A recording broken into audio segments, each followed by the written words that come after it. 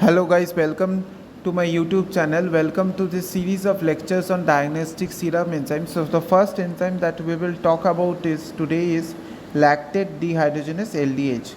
Now you know lactate dehydrogenase, what does it do? It catalyzes lactic acid fermentation. So for lactic acid fermentation you have the substrate pyruvate which is being converted to lactate by lactate dehydrogenase enzyme, and in this it utilizes the cofactor NADH. So NADH is being oxidized to NAD+. At the same time, pyruvate is reduced to lactate. So NADH is oxidized here. If you see, NADH is oxidized to NAD+, and pyruvate is reduced to lactate. Alright. So now what happens? Now let us see what is the application. So as I said, pyruvate is reduced here. Now if you remember, this is actually the reverse of Cody cycle which happens in the liver. So Cody cycle, what does it do? Whenever you are exercising a lot, your muscles accumulate lactate or lactic acid, okay, and your muscles become tired. So your muscle needs food in the form of glucose. So what happens? The Cody cycle in the liver converts lactate into pyruvate, and from pyruvate you can get glucose. Okay, you go back and get glucose, and in that way your muscles get glucose. So this is actually the reverse of Cody cycle. So this is actually the reverse of Cody cycle which happens in liver.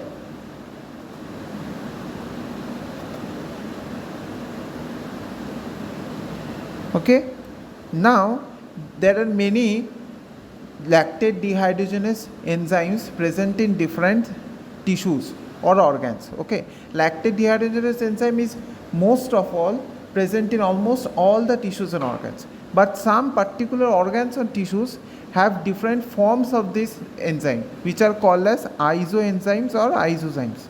Okay, for example, you will find LDH1 mainly in the heart, LDH2 mainly in the red blood cells, kidney and system that defends against infection, LDH3 mainly in lungs and other tissues, LDH4 in white blood cells, muscles, liver, LDH5 in liver, skeletal muscle. So what is the meaning of this is that suppose you have LDH1, right, and you know that LDH1 is mainly present in the heart, so you won't find it in the bloodstream, normal cases. But in some irregularities of heart, say you are suffering from heart attack, what will happen? The heart tissue is damaged and LDH will leak out from the heart into the bloodstream, LDH1, and you can detect that LDH1 in the blood. So if you can detect LDH1 in the bloodstream, it means that heart tissue is damaged, and it indirectly means that there is a chance of cardiac heart attack. Okay, so in this way you can correlate between the levels of LDH in the bloodstream and to which organ it is damaged. Suppose again you find LDH2 in the bloodstream, so normally LDH2 is confined within red blood cells. Only in cases of disease or if red blood cells are damaged, you will find LDH2 leaking into the bloodstream. So if you find LDH2 into the bloodstream, what does it mean? That somehow the red blood cells are damaged. So if you see here, normal LDH levels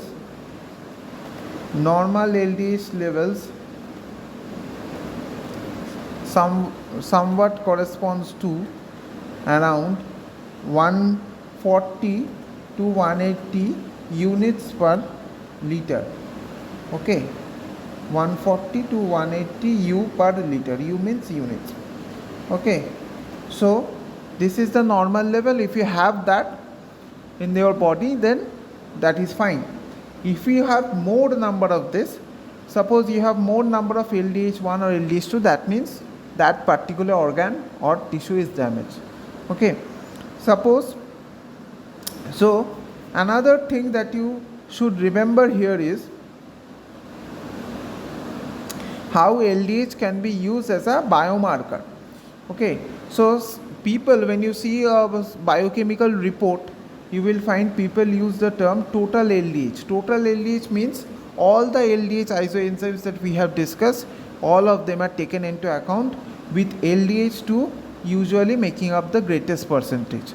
So when you calculate total LDH, you take LDH1, LDH2, LDH3, every LDH isoenzymes, but their LDH2, this LDH2 concentration or the percentage will be higher in calculation.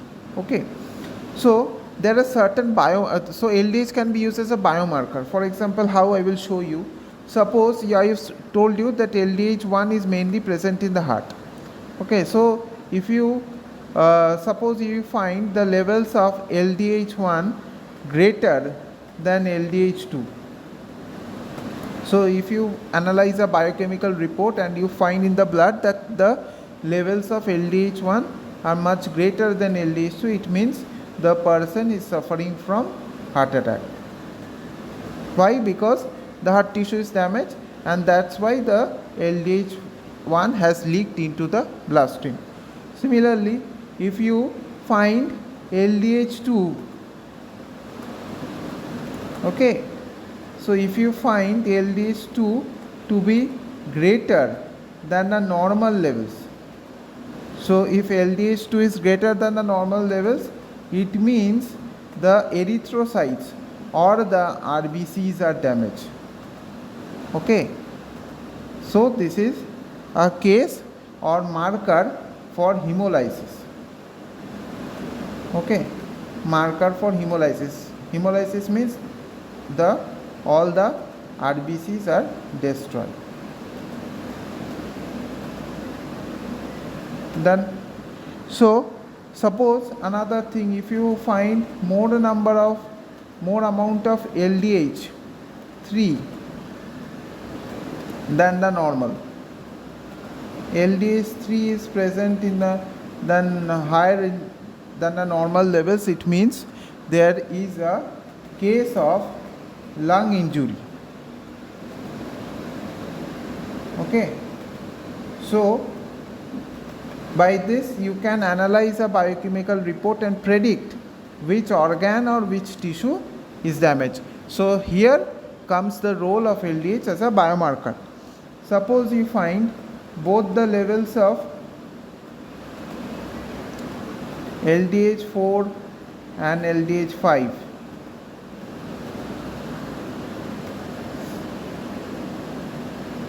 both are higher than the normal.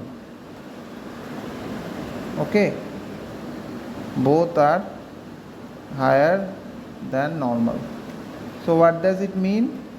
It means liver or muscle disease. So there is a liver injury or muscle disease or both. Okay, liver injury or muscle disease or both.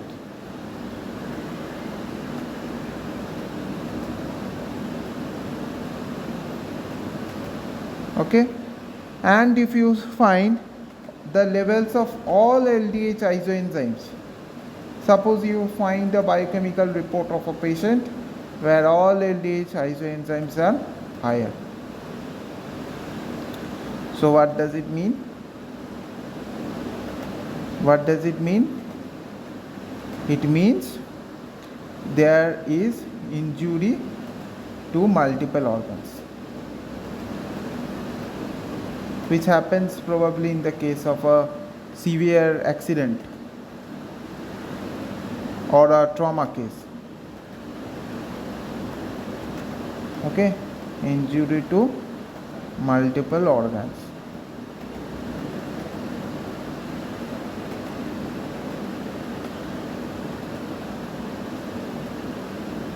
Okay, now we will come to how will you test the presence of LDH. So as I have told you, you know that LDH is an enzyme which converts pyruvate to lactate.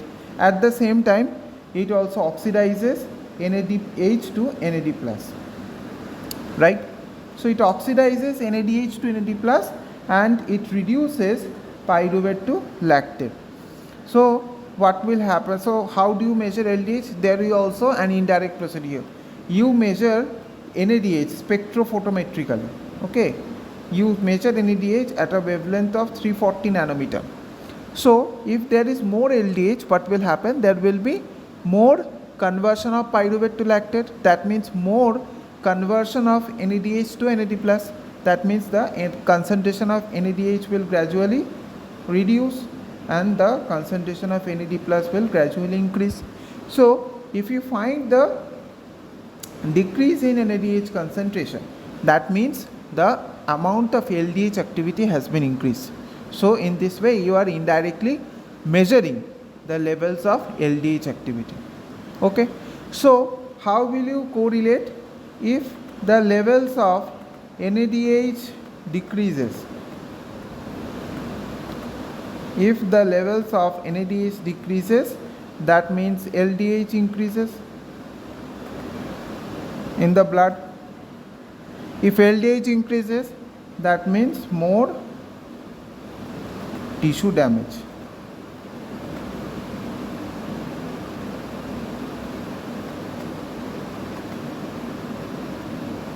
Okay, so this is how you correlate between LDH and the NADH concentration, right? So in the subsequent lectures we will discuss more on some other diagnostic enzymes.